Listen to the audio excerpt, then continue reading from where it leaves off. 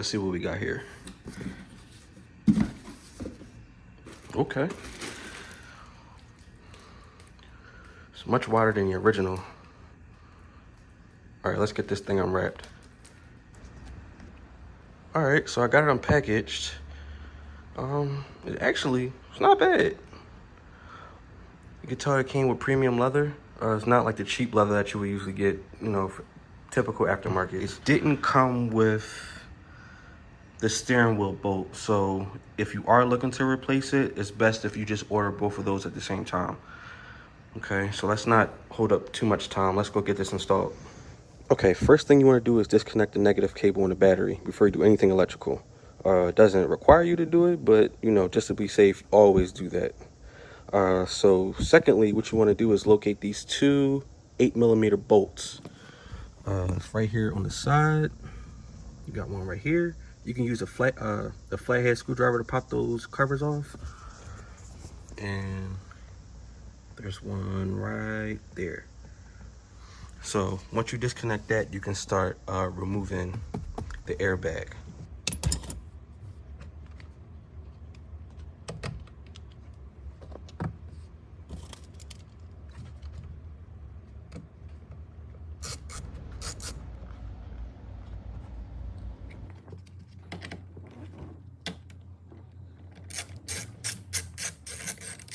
Okay, next you just want to pull this off. This is the airbag. It should slot right off.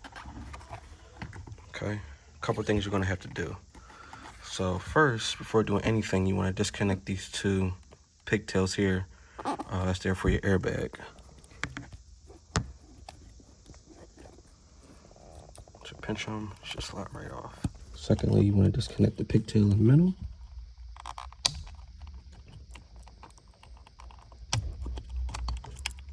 There you go.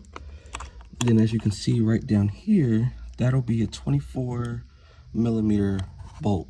So if you don't have that, make sure you need that. So that's the only way you can take it off. It is torque spec. So like I said before, if you're planning on changing the steering wheel, make sure you order a brand new one.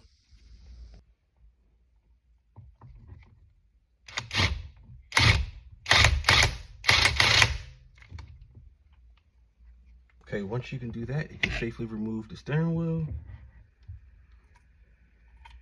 Okay, now that you got both steering wheels apart, you're going to have to remove this black centerpiece off of the original steering wheel and place it on the aftermarket because it holds the harness that you would need. So, in order to remove it, you're going to need small hex bit T20. Other side is a bit bigger. Other side, you're going to need a T30 to remove these. Should be 3.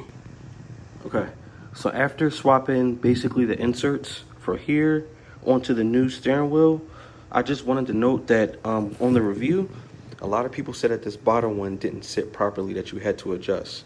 Me personally, I didn't have an issue. It just took a little bit of hand muscle. It came on, it fits on pretty smoothly. It sits right at the bottom. So I don't think you should have to worry about that, but each model might be different.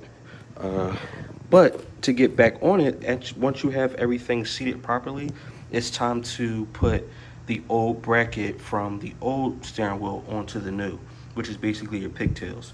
But yeah, it shouldn't be that difficult. Just use your T20 bits and you should be good. Okay, once you got the steering wheel in place, reconnected the top harness up here, but I didn't tighten the steering wheel bolt because it has to be torqued down to 41 foot-pounds.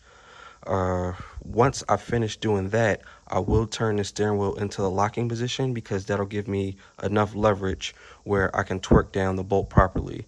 After that, then it's pretty much plugging in airbags and then we're done. Okay, this was the end result. Steering wheel feels great. This is a great pickup.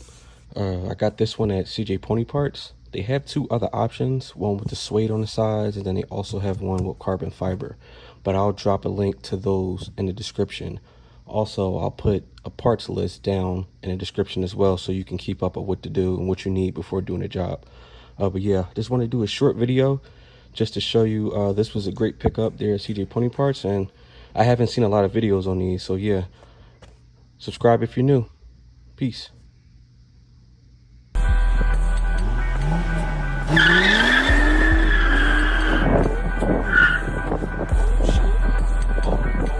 recommend.